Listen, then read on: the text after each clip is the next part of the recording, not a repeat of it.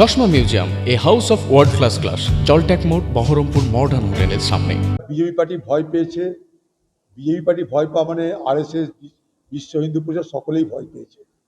এই জেনজিরা আগামী দিনে স্বাধীন পথ অবলম্বন করে এগোতে চাইছে। এই জেনজিদের আন্দোলনের কাছে ভারতবর্ষের এই শক্তিশালী সরকার, বিশ্বগুরু, তাকে মাথা নিচু করতে হয়েছে, ধর্মেন্দ্র প্রধানকে সরাতে হয়েছে। স্বাভাবিকভাবেই টনক নড়ে গেছে গোটা আরএসএস দলের। বিজেপি পার্টি সেই সঙ্গে আরএসএস সকলেরই টনক নড়ে গেছে। তাই এগুলো কতগুলো নতুন করে এই ব্যাপারটাকে আরও লঘু করে আমরাও তোমাদের সঙ্গে আছি, আরএসএসও তোমাদের সঙ্গে আছে, এটা প্রমাণ করাতে আজকে মোহন ভাগবতকে ময়দানে নামতে হচ্ছে। মোহন ভাগবত তার রাজনীতিতে কখনো আরএসএসের পরিচালক হিসেবে কখনো কোনো যুবকদের সঙ্গে, অল্প বয়সী ছেলে মেয়েদের সঙ্গে আলোচনার কথা ভেবেছিলেন কি? আজ কেন ভাবতে হচ্ছে? কারণ জেনজিরা তাকে ভাবতে বাধ্য করেছে। আতঙ্কিত বিজেপি দেখছে যে জেনজিদের আন্দোলনের পরেই বাকিপুর হাতছাড়া, মধ্যপ্রদেশের পরাজয়, গুজরাটে ফল বিপক্ষে যাচ্ছে, জিতলেও তাই আতঙ্কিত হয়ে তারা আজকে থেকে ম্যানেজ করার চেষ্টা করছে। যে বাংলায় কি হয় সবাই দেখতে পাচ্ছি আমরা। কদিন আগে একটা ব্লাড ব্যাংক ধরা পড়লো 2 নম্বরই কারবারের জন্যে, আবার একটা ব্লাড ব্যাংক ধরা পড়ছে। ব্লাড ব্যাংকের উপরে কোনো নিয়ন্ত্রণ নেই।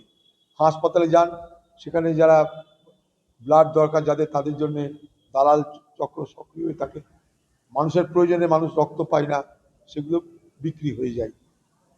এবং আজকে আধুনিকতার যুগে এই সংরক্ষণের দৌলতে রক্তের মধ্যে যে সমস্ত উপাদান থাকে সেগুলোকে বিভাজন করবার দৌলতে মানুষের প্রয়োজন অনুযায়ী রক্ত সরবরাহ করা অনেক সহজ হয়ে গেছে।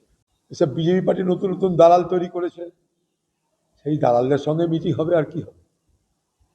এগুলো তো বিজেপি পার্টির শাখা সংগঠনে রূপান্তরিত হয়েছে। এনসিপিআই বলুন, বিদ্রোহী বাংলার এমএলএরা বলুন, এগুলো সব বিজেপি পার্টির শাখা সংগঠন।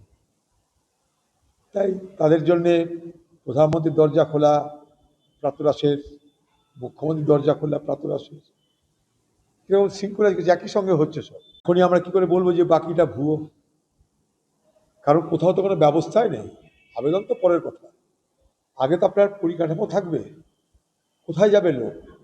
এখানে কোথাও ট্রাইব্যুনালের ব্যবস্থা আছে?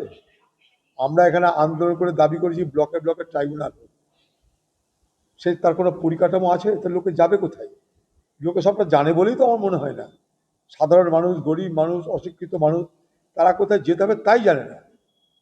আগে তো পরিকাঠামো, তবে তো সংখ্যার প্রশ্ন আসবে।